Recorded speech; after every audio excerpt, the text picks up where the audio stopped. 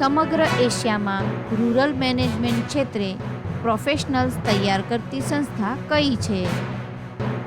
Institute of rural management, Anand. પ્રથમ ગુજરાતી ન્યાયમૂર્તિ કોણ હતા? નાનાભાઈ હરિદાસ. ગુજરાતના કયા મહાનુભાવ સૌપ્રથમ વખત રાજ્યપાલ બન્યા હતા? કયા રાજ્યમાં?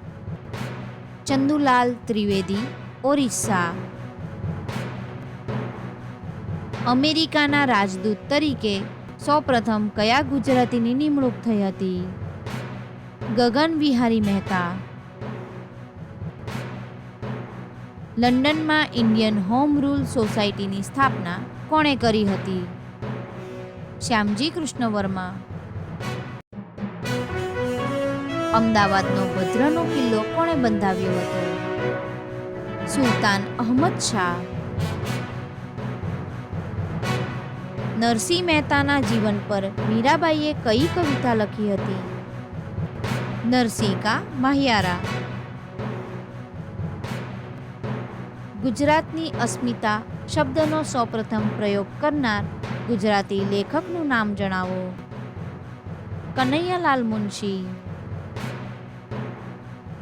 આઝાદ હિંદ ફૌજના બચાવ પક્ષે ધારદાર દલીલો કરી તેમને કેસ જીતાડનાર ગુજરાતી એડવોકેટ કોણ હતા?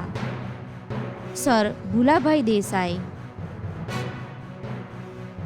ગુજરાતમાં સૌપ્રથમ ટીચર્સ ટ્રેનિંગ કોલેજ કોણે અને ક્યાં સ્થાપી?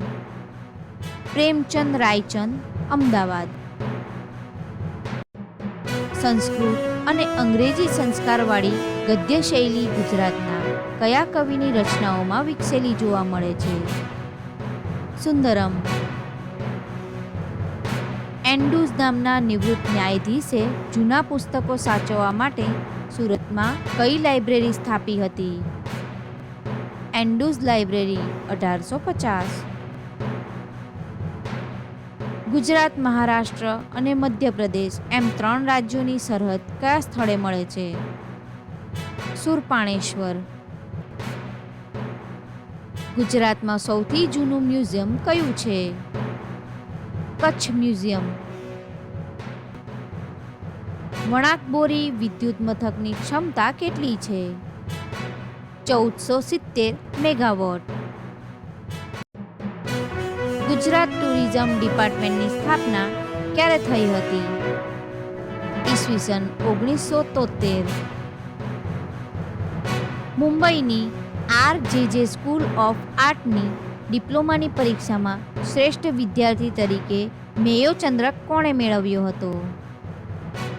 શ્રી રવિશંકર રાવળ. નળ સરોવર પક્ષી અભયારણ્ય તરીકે કયા વર્ષમાં જાહેર થયું હતું? ઈસવીસન 1969. ગુજરાતનો એકમાત્ર દરિયા કિનારો જે ચૂનાની ટેકરીઓથી ઘેરાયેલો છે તેનું નામ શું છે? ગોપનાથ.